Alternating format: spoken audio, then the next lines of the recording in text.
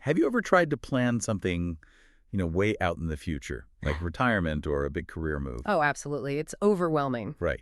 You feel completely paralyzed because every tiny choice today seems to have these massive, unknowable ripple effects 20 years from now. Well, back in the 50s, a mathematician named Richard Bellman came up with a surprisingly elegant way to deal with exactly that kind of complexity. And that's the Bellman equation. That's it.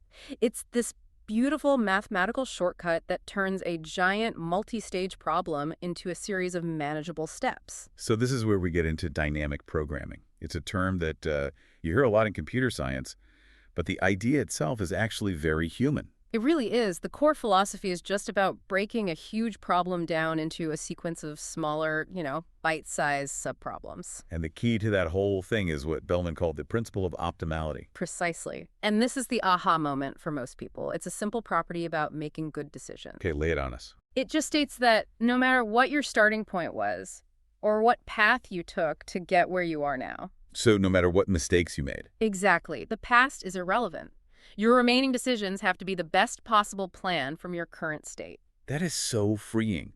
It's like the math is telling you that bygones are bygones. Sunk costs are sunk. Think of it like a GPS. If you take a wrong turn, it doesn't just give up.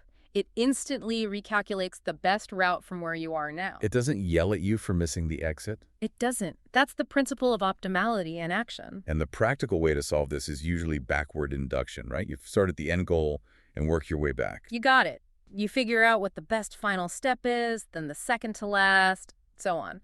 All the way back to what your first move should be today. So let's use the classic economics example from the source material, the one about spending versus saving. We all deal with this. Right. So you have a state variable, which is just a fancy term for your current situation. In this case, it's your wealth. Just the number in your bank account today. Simple as that.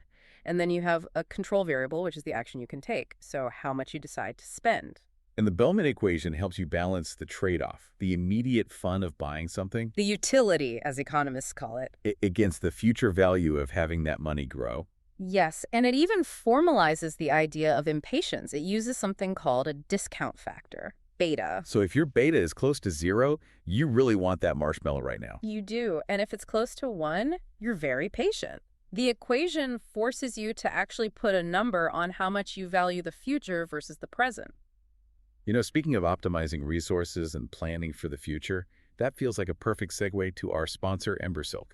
It really is. If you're running a business and trying to figure out the best next steps, they're the ones to talk to about AI training and automation. They help you find those optimal control variables for your company's logic, or just figure out where AI agents could make the biggest difference.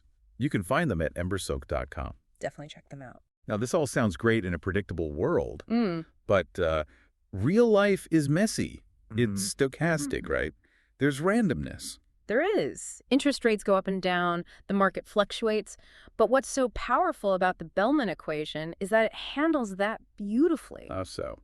While you can still find the best path to maximize your expected outcome, you sort of average out all the possibilities. But this is where the curse of dimensionality comes in, which sounds pretty intimidating. It sounds worse than it is. It just means that if you have too many state variables to track like wealth and inflation and market sentiment and so on, the problem gets too big to solve with old-school methods. The math just breaks down. It becomes computationally impossible. But, and this is the really exciting part, we have modern tools for this now. Things like approximate dynamic programming. Which is where AI and neural networks come into play. Exactly. Instead of calculating every single possible future, you can train a neural network to get really, really good at estimating the future value of being in a certain state.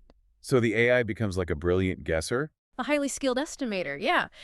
It lets us solve these massive, complex, uncertain problems that were completely off limits just a generation ago. I just love the optimism in that. It feels like we're being told that no matter how chaotic or random the world feels, there's always a calculated best next step. We can find it. That's the perfect takeaway. You're never really lost. You're just in a new state. And there's an optimal path forward from that new state. So a little piece of advice for everyone listening. Try to apply that principle to your life this week. Don't get hung up on what you did yesterday. Just focus on making your very next step the best one you can from right where you're standing. It's a much more peaceful way to operate. If you enjoyed this deep dive, please subscribe to the show. Hey, leave us a 5-star review if you can. It really does help get the word out. Thanks for tuning in.